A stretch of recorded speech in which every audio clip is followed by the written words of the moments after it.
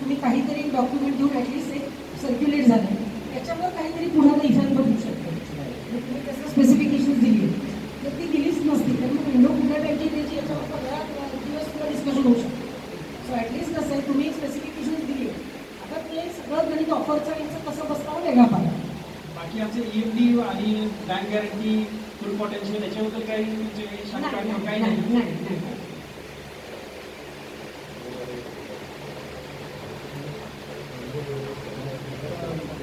विषय असा आहे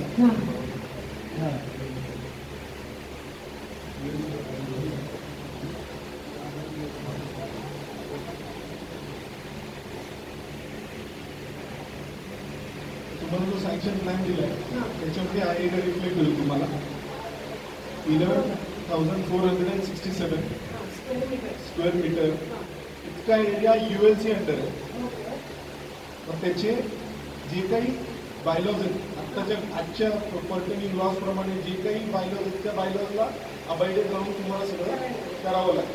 त्याचं तुम्ही स्टडी करायचं आणि त्याप्रमाणे ऑफर जनरेट करायचं.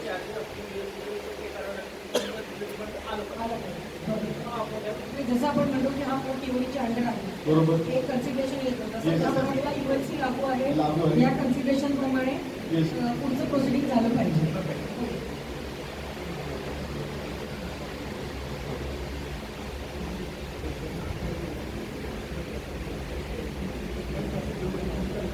लक्झरीचे ऑर्डर सुद्धा तुम्हाला पाठवून देऊ शकतो. हो ठीक आहे कारण तुम्हाला ते तपासून घ्यायला लागेल कन्सर्न अथॉरिटीला पैसे किती भरायला लागेल कारण एक्झम्पशन झाल्यानंतर काही टॅक्स गव्हर्नमेंटला विकायला लागेल नाही बरोबर सुद्धा आता नंबर झाले असणार. पण मग त्या केसमध्ये बॉडीचा वे आउट सरकारचे काही नियम होते तर काय पैसे लागतात परस्पर तुमचा शोध घ्यायचा तेवढं हे करून वापर होईल.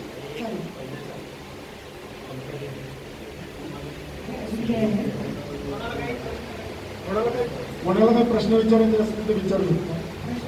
काही असू दे जे कदाचित आता ॲप्लिकेशन सुद्धा नसेल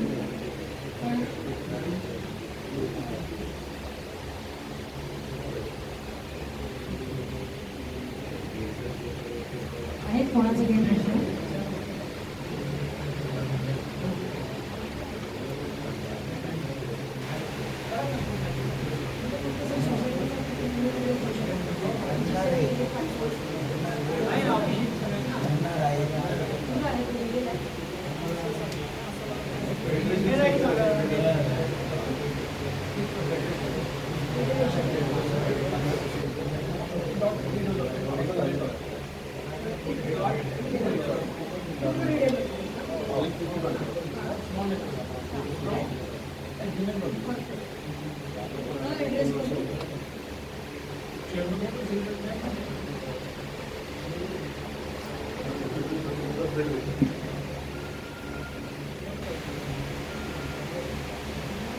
आपल्या जुन्या मेंबरला फ्लोअर चॉईस आहे काय आपण टेंडरमध्ये हे केलेले.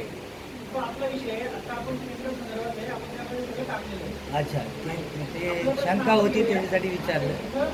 फक्त आपण आणि या अच्छा डेव्हलपर पण सर आता त्यांनी विचारलं म्हणून हा सगळ्या रिडेव्हलपमेंटमधल्या लोकांचा स्टँडर्ड प्रश्न असतो. नॉर्मली आपण सेलचे फ्लॅट आधी काढतच नाही जोपर्यंत एक्झिस्टिंग मेंबरचं कम्फर्टेबल ॲलोकेशन होत नाही. फक्त ते ॲलोकेशन करताना आपला हाही विचार करायला लागतो की सगळ्यांनी प्राईम लोकेशनचे घेतले तर मिळणारी फ्लॅट सुद्धा बिल्डरला त्याला प्रॉब्लेम होऊ शकतो. सो चॉईस तुमचाच पहिले असतो पण कुठेतरी म्हणजे समजा आता आपली 24 मजल्याची बिल्डिंग झाली आणि आत्ताचे सगळे फर्स्ट फ्लोअरवाले म्हणायला लागले आम्हाला 23व्या मजल्यावर द्या तर ते शक्य होत नाही. त्यामुळे काहीतरी तुमची तुम्हाला एक पॉलिसी ठरवायला लागेल की बाबा आत्ता आहे एक्झिस्टिंग त्याच्या 2 मजल्यावर 2 मजले खाली आत्ताचा लेआउट असा नवीन आपला कसाच बसेल.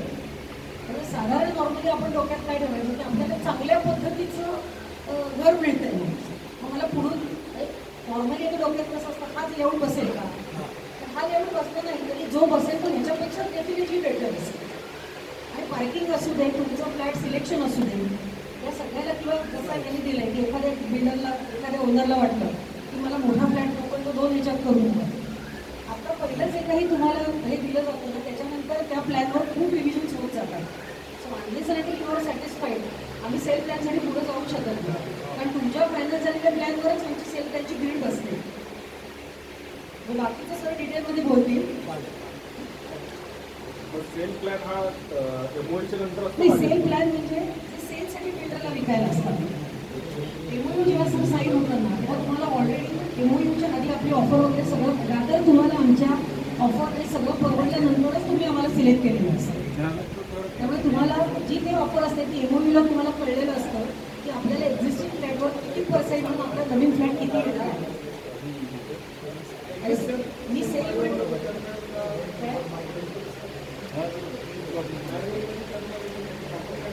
सर हे सगळं प्रश्न प्रिफरेबली कन्व्हेन्शनल करतो.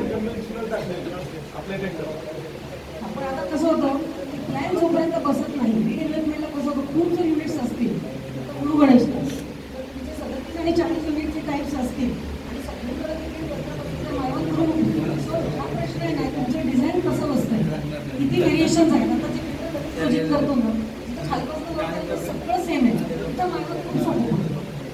सो हे प्रश्न जेव्हा आपले फ्लॅट्स आणि ग्रीड फायनल होईल ना, मग ब्रिक करायची का सिमेंट ब्लॉक्स करायचे, हे सगळे प्रश्न आपोआप येत जाणार आहे. पण ते आता स्टेजला येईल.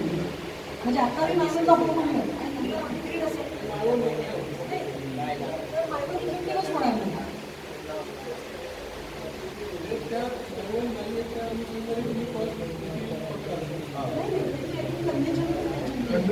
आपलं स्पेसिफिकेशन सगळं कन्व्हेन्शनल आणि सर किती बदललं ना, समजा तुमच्या मायवन झालं तरी आपण कॉस्ट पण चेंज करू. सो तो काही विषय येणार नाही आत्ताच्या स्टेज.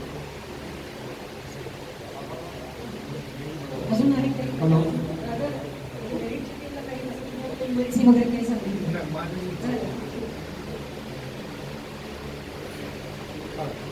हो झालं सर. कांदरे मॅडम आर्किटेक्ट इथं आल्या आणि त्याच्यावर आता जे आपण काय इंटरनेशन बघितलं ऐकलं त्यावर आता एक गोष्ट लक्षात आली असेल की त्यांनी आपल्याला केंद्र डॉक्युमेंट होतं त्याचा सखोल अभ्यास केलेला आहे. त्यांनी त्यातले क्वेरीज काढलेल्या होत्या त्या पण त्यांचं झालं असावं आणि त्यांनी काही इंटरनेशन झालं आपण PhD आणि वगैरेबरोबरचं मला वाटतं खूप चांगलं आलेलं इंटरॅक्शन आणि आता काय कुठल्याही प्रकारच्या क्वेरी समजा कसं करायचं त्यांना काय अपेक्षित आहे हे सगळं सॉर्ट झालं कसं समजतं आणि झाल्या थँक्यू सो मच. नाही आणि मी आता झाल्यानंतर खूप वेळेला काय होतं, इथून झाल्यानंतर जेव्हा डिस्कशन होतं तेव्हा अजून 1000 क्वेरीज येऊ शकतात. रिडेव्हलपमेंट हा अजिबात सोपा गेम नाही.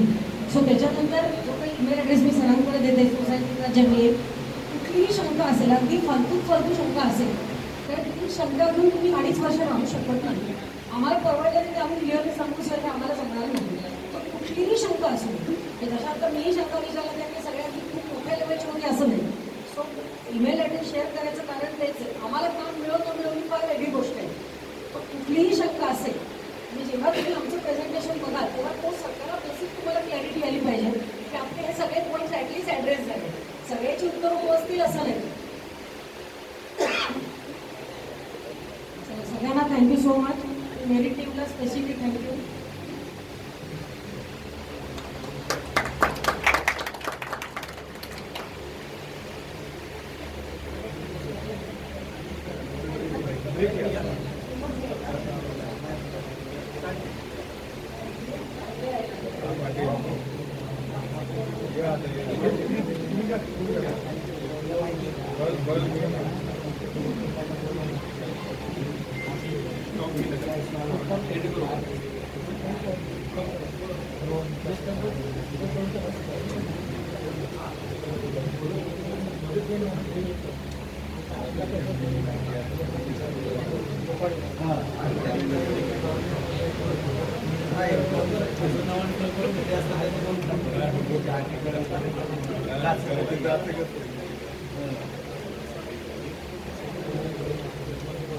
सर्वात एक सूचना आहे, अल्पभाराची सोय पाठीमागे केलेली आहे. आपल्याकडे अर्धा तास आहे. अर्धा तासाच्या आत अल्पभार करून आपल्याला पुन्हा नेक्स्ट जे आपले डेव्हलपर्स येतील त्याच्यावर पुन्हा आपल्याला इंटरॅक्शन करायचे. प्लीज.